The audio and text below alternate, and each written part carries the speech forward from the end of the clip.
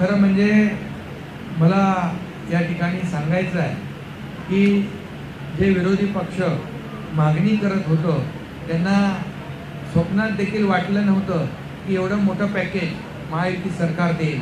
त्यांना वाटलं लाडकी बहीण योजनेमध्ये पैसे गेले, शेतकरी सन्मान योजनेत पैसे गेले, इकडे पैसे गेले, काटकसर सुरू आहे, शेतकऱ्यांना देणार काय. परंतु आम्ही शेतकऱ्यांचं हे सरकार आहे, कष्टकऱ्यांचं सरकार आहे, आमच्या लाडक्या बहिणींचं सरकार आहे.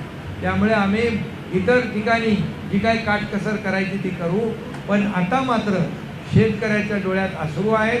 हे संकट मोठं आहे. या संकटाच्या शेतकऱ्यांच्या मागं उभं आम्ही जेव्हा शेतकऱ्याच्या वर संकट आलं, मी मुख्यमंत्री होतो तेव्हाही आम्ही NDRFचे निकष बाजूला ठेवलो, आताही NDRFचे निकष बाजूला ठेवले.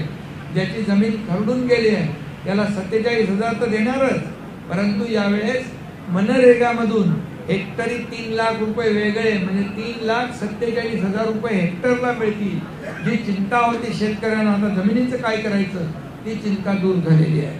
आणि त्यामुळे ज्यांनी जेव्हा त्यांच्या काळामध्ये देण्याची जेव्हा संधी होती तेव्हा काय म्हणाले, आमच्या हातात काही नाही. इथं पण आले, हात खाली आहे, हात रिकामे आहे, माझ्याकडे देण्यासारखं काय.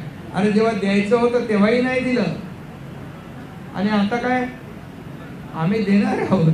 आता अंबरडा कुठं फोडणार, किती वेळा फोडणार.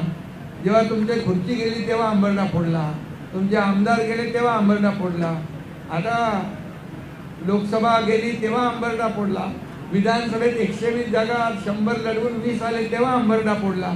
अरे आता थोडा अंबरडा बाकी ठेवा, अजून बाकी काय काय फोडायचं बाकी आहे.